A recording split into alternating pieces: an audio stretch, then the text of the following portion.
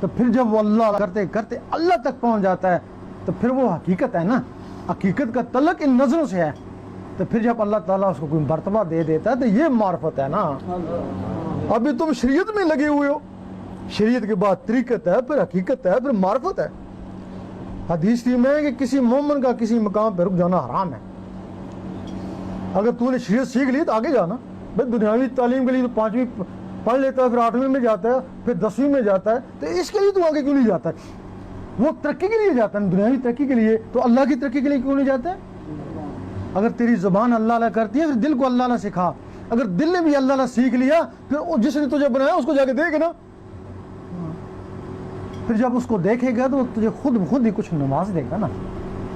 اب یہاں ہمارے علماء کیا کہتے ہیں کہ سب کچھ شریعت میں ہے، کہتے ہیں نا، کہتے ہیں طریقت حقیقت معرفت سب کچھ شریعت میں ہے۔ ہم کہتے ہیں جب سب کچھ شریعت میں ہے تو شریعت ہم نے ساری سیکھ لی ہے نا، تو سب ساری تو اس میں بڑا نقصان ہوا ہے۔ شریعت ہم نے ساری سیکھ لی ہے، سنتے ساری اپنا لی ہیں، اب ہم میں تو حضور پاک میں کیا فرق رہا؟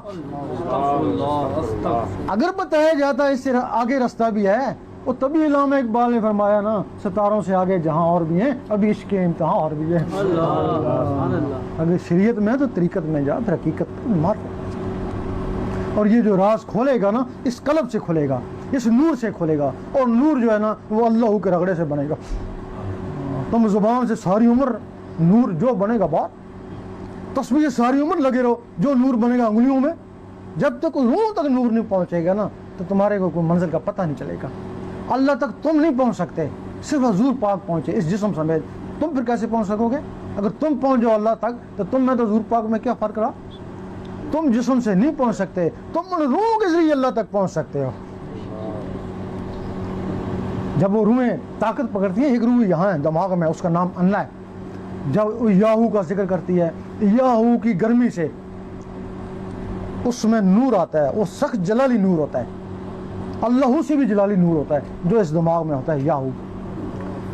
پھر وہ آدمی سوچتا ہے دیکھوں اللہ کیا کر رہا ہے، پھر وہ یہاں سوچتا ہے، پھر یہ مخلوق نکلتی ہے۔ بجلی کی سپیڈ 1 سیکنڈ میں 1,92,000 میل ہے، بجلی کی سپیڈ۔ تو یہ جو نور ہے اس کی سپیڈ 1 سیکنڈ میں 6 کروڑ میل، وہ جو نور ہے۔ پھر تم نے سوچا دیکھیں اوپر کیا کرا ہے اللہ، وہ یہاں سے نکلی وہ سیدھی اللہ تک پہنچ گئی نا۔ فرشتوں نے روکا نہیں، روکی، کہنے لگے چلو جو کچھ بھی ہے بیت المعمور سے آگے جل جائے گا، وہاں تو فرشتے بھی نہیں جا سکتے، یہ وہاں پہنچ جائے گی جہاں اللہ کی ذات ہے۔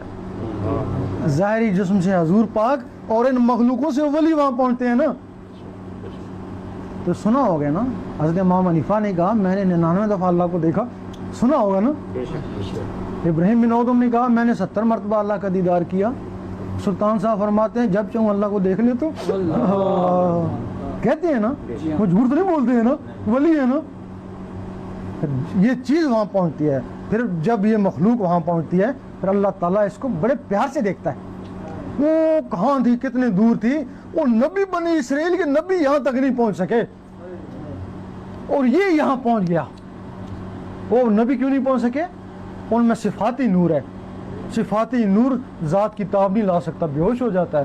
حضور پاک میں ذاتی نور تھا، ذات کے سامنے مسکرایا، اور وہ ذاتی نور اس میں آیا، اس امت میں آیا، اس امت کے ذریعے یہ وہاں اللہ تک پہنچا۔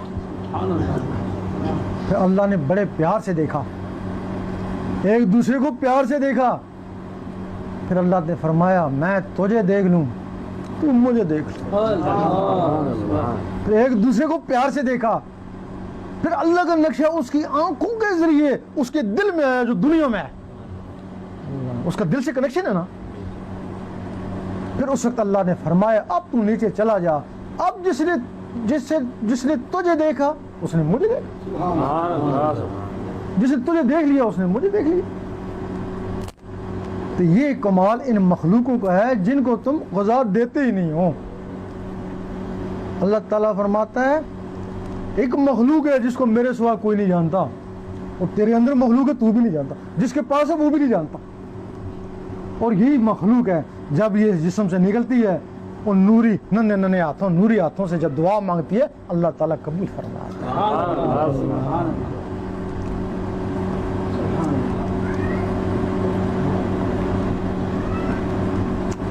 ہر امت کو اللہ تعالیٰ نے اپنے تک پہنچنے کے لیے کوئی نہ کوئی ذریعہ دیا. موسیٰ علیہ السلام کی امت یا رحمانوں کا ذکر کرتی ہے, عیسیٰ علیہ السلام کی امت یا قدوسوں کا, سلیمان علیہ السلام یا وہابوں کا, داؤد علیہ السلام یا ودودوں کا. وہ سارے صفاتی اسم تھے, ان میں بھی جو نور آیا صفاتی نور آیا نا. ایک دن موسیٰ علیہ السلام نے کہا اے اللہ دیدار دے, جواب آیا تاب نہیں ہے.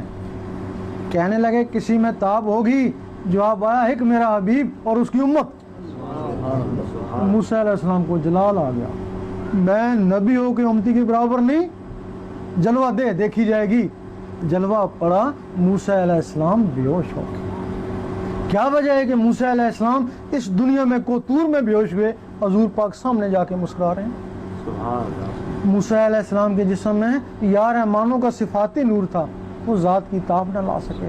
حضور پاک کے جسم مبارک میں اس میں ذات کا ذاتی نور تھا, ذات کے سامنے مسکرائے. حضور پاک کے طفیل وہ اسم اس امت کو ملا تب اس کو فضیلت ہوئی. اگر تم کو فضیلت ہے اس میں ذات سے ہے, اگر دیدار ہے اس میں ذات سے ہے.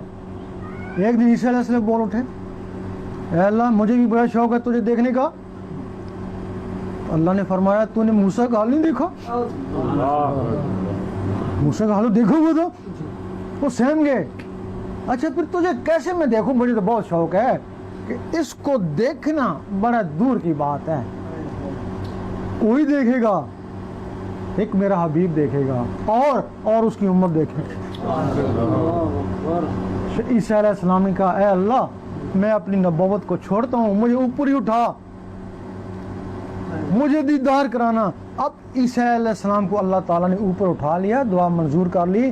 پھر مہدی علیہ السلام آئیں گے, پھر عیسیٰ علیہ السلام کو نیچے بھیجے گا, پھر کہے گا مہدی سے بیعت ہو, میرا امتی بن, اس میں ذات لے, پھر تجھ کو دیدار کراؤں گا.